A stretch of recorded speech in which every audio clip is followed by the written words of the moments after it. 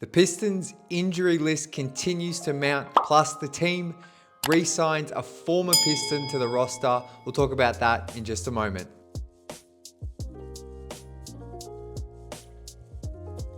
Welcome back to the Pistons Jack YouTube channel. On today's video, we're going to preview the Chicago Bulls game and go through all the injuries the Pistons are currently dealing with, who will be playing, and how some of these lineups are going to look. We'll also talk about Detroit waiving and signing a former Piston to a two-way deal. And then we will round out the show with some trade discussion off the back of some comments made by some ESPN podcasters late last week. But first of all, I wanted to start with this Chicago Bulls game tonight, probably by the time you're watching this, and really look into this Pistons injury report, which kind of looks like a bit of a joke, to be honest. Obviously, before yesterday's game against the Washington Wizards, it was already piling up with some significant names. Obviously, Asar Thompson missed, Tobias Harris, Isaiah Stewart, Karis LeVert ended up missing that game, and obviously Sasa and Ivy. But following that game, the Pistons injury report now includes Cade Cunningham, who is questionable with that hip injury from that fall he had on the Cam Whitmore block or foul, whatever you want to call that. He was probable earlier today, but he is now being moved to questionable. And then Jalen Duren is also on the report. He's probable with an ankle sprain, the fourth or fifth currently on the roster. But he is probable, so hopefully he's good to go and push through that, because questionable to me normally means out. I feel like you rarely see a player listed as questionable moved, especially after they're probable and have been downgraded to questionable. I feel like you rarely see them good to go for that game or that upcoming game. And just with how many minutes Cade played in that game and how much of a load he's been carrying, I think I'm pretty much close to ruling him out. I hope I'm wrong. But if that is the case, based off the rotation JB played against the Wizards, this is the starting lineup we could be looking at. And it's important to note, Karis LeVert isn't on that injury report, so he'll be back, which is good. But the Pistons could be looking at a starting lineup of, this is what I have: Dennis Jenkins replaces Cade at point guard. Then they have Duncan Robinson, Javonte Green, Ron Holland, and Jalen Duren as the starting five.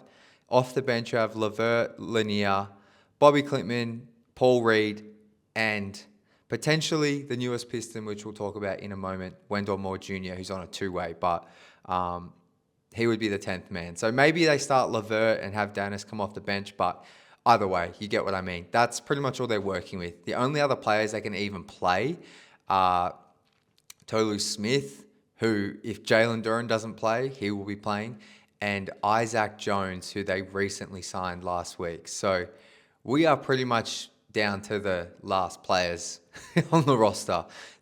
I kind of, looking at injury report, the Pistons are essentially missing a starting lineup and their 6th and 7th players off the bench. It's kind of ridiculous, but none of these injuries are too concerning. Sasa and Ivy have been on that injury report for the whole season, so those are still the most serious ones. I think these ankle sprains, hopefully all these guys can be back within like a week, but it could get stretched out to 2 weeks for some, depending on the severity. But yeah, they're going to need another big game from Dennis Jenkins for sure. Karis LeVert too. But the one player I'm really looking at is Ron Holland. I think this is a massive opportunity for him to, it's not so much about the scoring, but just have a big game, whether that's a big two-way performance defensively, offensively, whether he scores 25 or just really makes smart plays and brings it defensively. And we even get to see some playmaking potential with him on the ball more, because his past 2 games, he's really struggled. He's looked out of sync. He was pretty much benched in the Wizards game from early in the 4th onwards, and I didn't blame JB, because I thought Ron, he's just looked really out of rhythm after starting the season exceptionally. Just these last 2 games in particular, I just feel like some of the shot selection hasn't been great. I think he went 3 of 15 against Philly. Maybe being thrown into the starting lineup has kind of thrown him off guard, and he's now going against starters immediately instead of more bench units. But I'm not concerned about him, but I think this is a huge opportunity for him to bounce back. He'll be starting, and funnily enough, he did have his best game of the season opening night against the Bulls. So I think this is a real opportunity for him to have a massive game, and him and Jalen Duren are probably the two guys that are going to need to have exceptional games, along with probably Dennis Jenkins or Karis LeVert. But really keying in on Ron. In terms of the Bulls, they started 5-0, and since then they have gone 1-4 and have currently lost 3 in a row. They're currently 7th in the East at 6-4.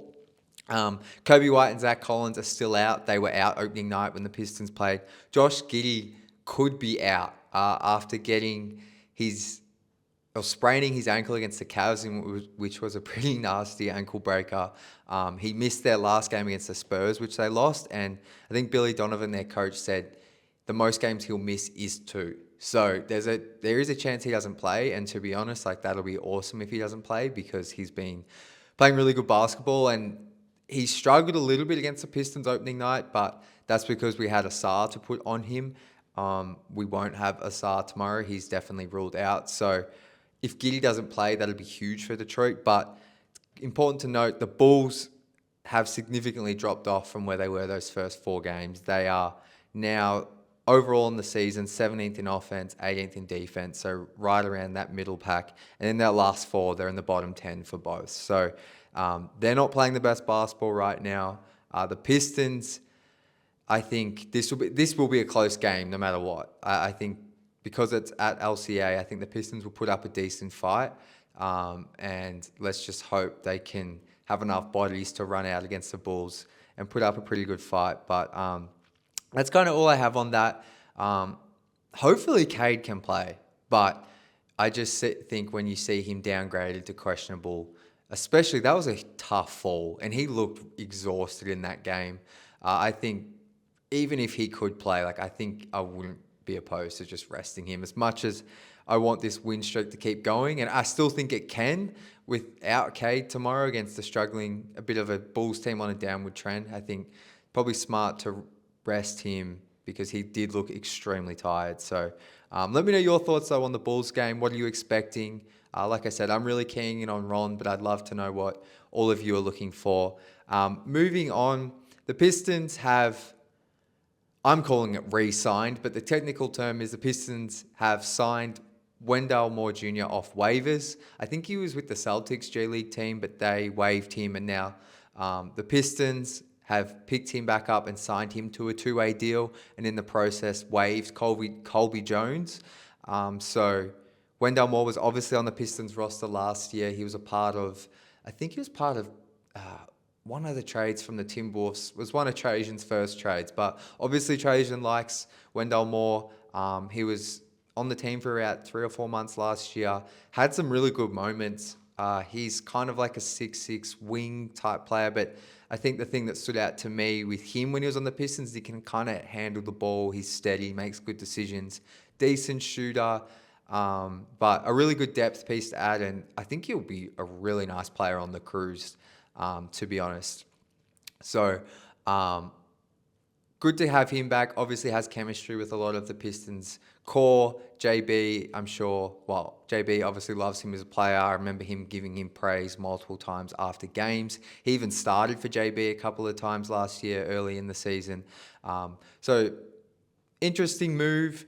Colby Jones, we saw him a little bit in preseason. He didn't play for the G League, for the Cruise in their opening night game. So, just an update there on the roster. And that's why maybe we do see Wendell Moore suit up tomorrow or tonight against the Bulls, because I did see him on the bench last game. So he's clearly ready to go. So we will see. His size and playmaking could be quite useful without Cade. So let me know any thoughts on him. And then to wrap up the show, I had some comments I wanted to go over from Brian Windhorst, who is ESPN reporter, who hosts the Hoop Collective podcast. I was listening to it late last week, and he had on Vinny Goodwill, who is a Detroit-based reporter. He now is with ESPN, but used to cover the team, and he still has ties with the team. They were talking about the Pistons, and Brian mentioned that he had a conversation with in what he quoted, a smart NBA executive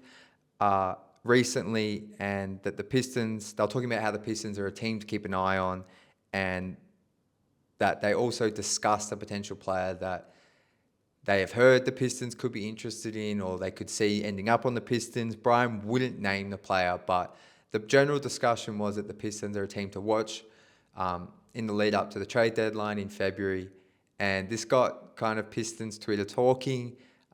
So because they said this was a player that hasn't been in many rumors or hasn't been discussed, it kind of rules out like a Larry Markkinen. And Kyle Metz, who you all know, he's been on the show a fair few times, especially throughout the offseason, puts a list together of some of the players that could be up for trade around the league. And as you can see here, he has names like Devin Vassell, Keldon Johnson, Trey Murphy, Jordan Poole, Herb Jones, Tyler Hero, Jalen Johnson, Anthony Simons, Lou Dort, and he's also put Larry Markkinen there, which I don't think would be that player. But I immediately thought of like Trey Murphy from the Pelicans, or Herb Jones. Trey Murphy kind of would be a pretty ideal fit on this team. And when you think about the Pelicans and who's running them in Troy Weaver, who drafted pretty much all of this Pistons young core, I could see him being very interested in potentially bringing back some of these players. Now, I think everyone's going to say we'll trade Jaden Ivey. Well, the only thing is with the Pelicans, they just drafted Jeremiah Fears, and Troy drafted him. So I can't really, maybe he wants to reunite with Jaden Ivey and have two athletic guards in the backcourt. But I think with the way, even in the past week since this discussion was had, the way this team's looking and gelling, I would be surprised if they make a trade at the deadline, a big trade. Like maybe they look to go get another shooter, but with the way the team has and the contracts they have to trade, it's going to be quite hard unless they use that trade exception, which they can only send out picks to bring back a player.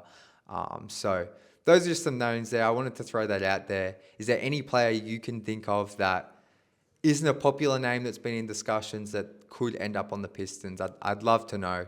Like I said, Trey Murphy would be a really good fit, but I just don't think the Pistons have a package that they would be happy to send out that the Pelicans would accept. But it will be interesting to keep an eye on the Pelicans because of the Troy dynamic and the way their season's trending. So hope you enjoyed the show.